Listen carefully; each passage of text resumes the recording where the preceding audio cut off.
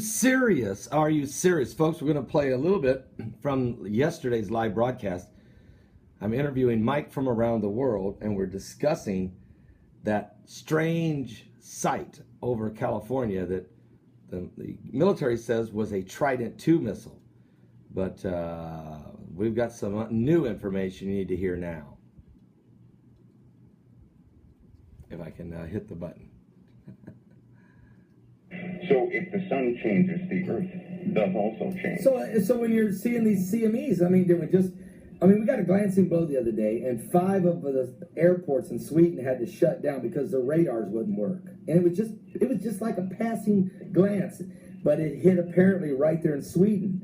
Now, today, we're going to get hit with another glancing blow because there's a huge sunspot up there on the sun. And so as it seems as what you're saying is, it seems to be that the more volatile the sun is, the more impact we're experiencing geomagnetic storms on the earth. You're saying that the chargeable particles are starting to slip through the cracks, and the whole earth is becoming more radioactive.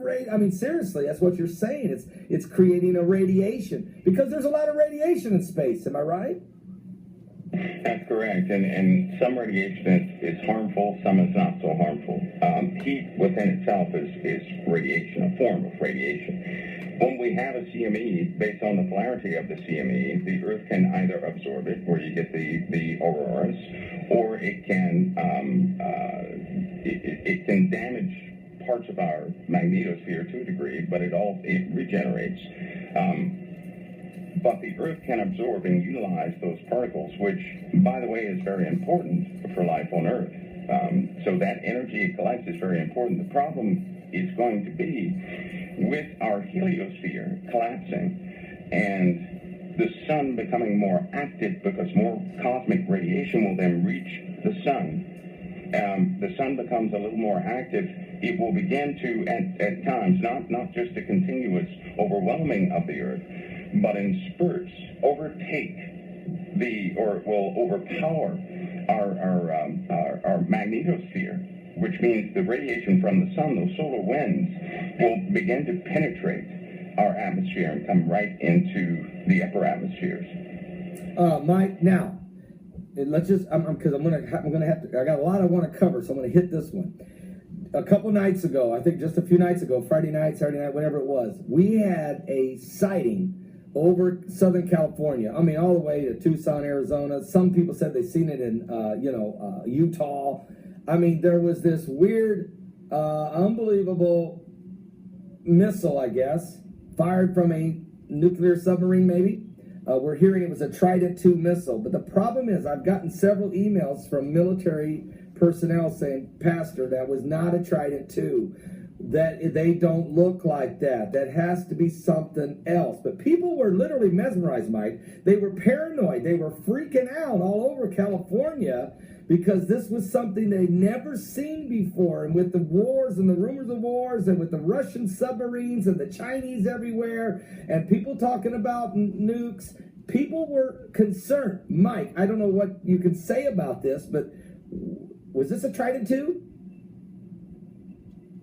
Well, when that happened, when that took place Monday, I received a lot of emails.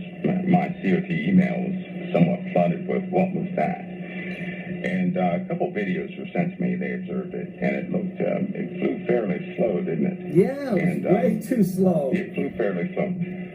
Now, I would tell people that same image happened. It was another year. That same exact profile is matched by another image that took place, I believe, somewhere around 2011. And I believe it was in where did this happen at? This was in somewhere overseas. I cannot remember. But the exact same profile, the same speed happened. Now, a Trident II, that's a D5 missile, does not travel slow. It can't. It's too heavy. That thing is armed with 14 thermonuclear warheads, so it's not going to travel that slow, and it certainly isn't going to travel like that. Well, that's slow. That yeah, would be impossible. Mike, this thing was going real slow, and it had a long blue flame. Now, look, I've never seen a rocket ever with a blue flame like that. Plus, at the nose of it, it was like it was emanating gas, and it was slow. And here's another thing, Mike, it had no sound. So what was this? Right. I mean, you know what I'm saying? That's right.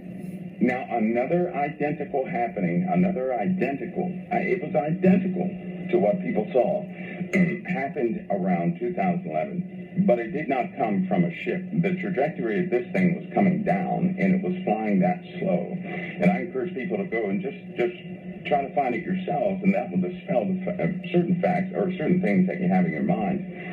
One of the caution points of this, Pastor, is that there are a lot of technologies that are not introduced to the public, because what the public knows, so does your enemy, right? Yeah. So they're not going to convey every truth to the public. Right. They're simply not going to answer that. They did have a missile test during that same time. Now, whether or not what people saw was a Trident, I would personally say that's not a Trident launch. But that's... That didn't look like one to me either. You know, and look, I didn't really talk about it, except to say they did have a test launch. All right. We won't push any further. I just wanted to get a confirmation from you that I wasn't losing my mind, and that the people that were out there who saw this thing, other military personnel who sent me a ton of emails saying, Pastor, trust me, we don't know what it is, but we can tell you this, it's not a Trident II. And so my question is, you know, I won't ask any more questions. I hope it was an American issue and not a Russian or a Chinese thing going on. But let me ask you this question. Let's talk about we're going to talk about the Middle East here in a minute. We have to. But now last night, and oh, by the way, there's 170 of you that are on your phones, and that is great. I'm so glad you guys are using the phone lines. And again, anytime you're out there, folks, and you want to hear the show every day and you're just not at home at your computer, you don't need to miss the show. Call the number 347-324-5208. That's 347-324-5208. Don't forget, you can listen on the cell phone. Let other people know about it. And also, you know, the archives are always there at any time. Mike, there was a meteorite, I guess. It was along the Russian-Chinese border. It's kind of strange that this happens after having the mysterious blue flame missile. It does look like a meteorite to me. I don't know if you've seen the pictures of it, but it boom, boom, boom. Can a meteorite do 3 booms as they're coming into the earth? Is that possible? Well, it depends on if it were. It could have been 3 separate objects. Now, keep in mind, we are in this time that we're in right now. We are having the Taurus meteor shower that's going on right now. Right. But Pastor, the trajectory of these objects seem to indicate that it did not come from a specific location, but somewhat of a random origins, which does not make sense. Normally in a meteor shower, the meteors come from one specific location, correct? They have a trajectory. Right. These somewhat defied the trajectory coming from the predictable meteor showers that we go through. It's very hard to, well, let's just say this. As the militaries continue to poise, and they continue to strategically position themselves, and as the saber rattling continues, they're not going to, they will never tell the public if it's grave or not. They're going to keep the public wild, oohed, and awed with things that they like, drama on television.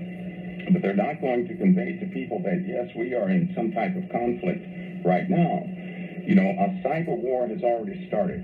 There are classified weapons that naturally they're going to be introduced to other nations. And here's something to look at. In a lot of cases, they will show acts of strength to another nation through the same stories people are seeing. Now, that is just a portion of the interview from yesterday's live show. If you want to watch this show in its entirety, go to my website, go to the live show page, click on live show, go there. It's in the archives there, or at Blog Talk Radio, it's on the archives, or new live stream in video. You can watch it also. It's in the archives. So you might want to, unbelievable, but he says the cyberspace war has begun. We're going to continue to keep an eye on what's going on with current world events and how they relate to Bible prophecy. This is a powerful interview. And today's interview will be with Joe and Doug Hagman. And we're going to talk about the New World Order and the military maneuvering that's going on and Obama's administration. Are you saved? Jesus is coming soon.